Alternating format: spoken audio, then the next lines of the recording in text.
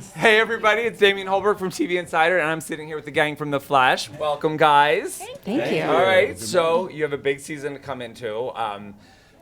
Grant and Candace, what you guys went through last season at the end of the year was devastating. What are we coming back to, and how did these people move forward with the loss of Nora?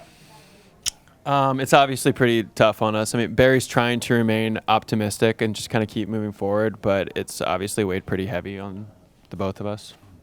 Yeah, I think we see very early in episode 1, both of them trying to move past it, maybe not deal with it in the way that they should, and we'll see them kind of struggle with that and come to terms with that and realize that they've really got to process it to move forward. Thomas, there he is. What can you tell us about... Welcome to TV Insider. Yes, welcome. What can you tell us about this year's Wells? Because I've heard that it's the one that you've always wanted to do. They're all the one that I want to do. You're not filming this, are you? Because I can't really say anything if you're going to film this. Well, here's what I'll make you a compromise. Okay. If you don't show this to anybody, I'll tell you a little Okay, about this all right, Wells. I can do that. I can do that. This new Wells lives a life of intrigue and sensuality. Sensuality. That's correct. Wow. Like I'm not. CW level. This is not your. This is not your question. Like this Tom is not your Cavanaugh, question. Sensuality. I'm very excited about Right.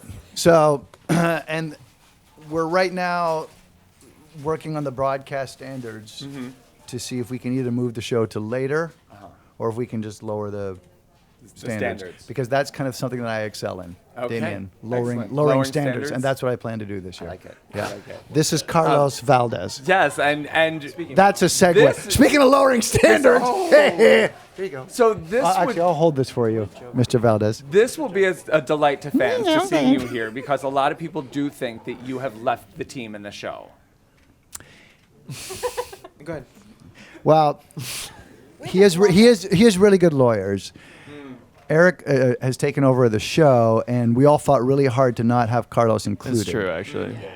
But sometimes you run into this legalese. It's a rabbit hole you don't want to go down. Listen, we all like Carlos, right? He's all right. Guys, we all agree. We all signed a thing that we were going to say we like Carlos. I like Carlos. Thank you. I love him. Thank you, Eric. And so we're really happy that he's on the show still. And can anyone tell us what he'll be doing on the show? He can. This is quite possibly the best talking point I've ever gotten in a long time. This season, I'm going to be working as a scientist in Star Labs and as Barry's best friend.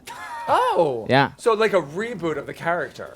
No, it's pretty much the same thing I do usually. No powers. People though. like comfort, you know. People like the familiar. And winningly well. Thank you. You're welcome. Thank you so much. And Ralph, I know, has they dropped a little Easter egg at the end of the last season. It was Easter at the end of last season, yeah. Perhaps a lady coming into Yeah. his life. A lady, yes. We teased a little bit of the lady, and I think there's some romance in Ralph's future. Do we feel like he has stretched to that point?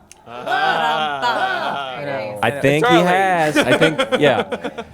Yeah, I think he's ready for that based on, how he was when we first met him and then who he is now and how we've kind of developed that. He's ready for love. All right. And speaking of love, the lovely Danielle gets her new costume. Yes, I'm so excited. Finally, it's been like a year in the waiting. And a year in the making, actually. We actually started creating the suit last season and just didn't quite find that time in the stories to release it.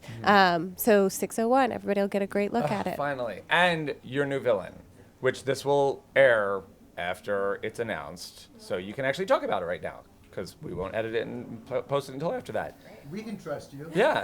It's Thanos. It's Thanos. Sure. Are you sure about that? I promise. You sure? I promise. I can tell you about it. All right, let's tell us. Without question, as much as I loved Zoom in season 2, it was very frightening. We have a seasoned villain who is the scariest the Flash has ever seen before. It's going to put them through, some bad things. Bad things. Really? It's going to be great. Yeah? Chilling. Chilling. And it's I believe, can you tell us the name of the villain? Can I? I think you can. I can. I think you You can. promise? I promise. You promise You this are airs in good afterwards? hands, yes. It's right from the comic books. It is Dr. Ramsey Rosso, a.k.a. the monstrous Bloodwork. Yes. And are you guys horror fans? Are you ready to get scary? I've had a little practice I'm at it. terrified all the time, so I'm just ready to continue that. Yeah, just living I'm always in fear. I live in fear, especially right now. And what can you tell us about what the team will be doing other than blood work, as far as on their personal level? Showrunner. Oh. Yeah. One of the mandates for season 6 is to take the wonderful, wonderful characters we have here. Bless you. Sorry. Bless you. I tried to hide it. No. I barely noticed. No, it's all good. Didn't draw One of the anything, too. mandates for season 6 is to take all these wonderful characters that we've come to know and love for 5 seasons and to deepen every single one of them. That's the season mantra is I want to know and the fans want to know and these guys all want to know. So we're going to pull out truth, lies, and the consequences of that. Well, I mean, if anyone's going to do it, it's The Flash because you guys crush it every season. Oh, So thank you. congratulations. Thank you. Thanks for coming in and cannot wait to go Thank you. running with you this year. Yeah.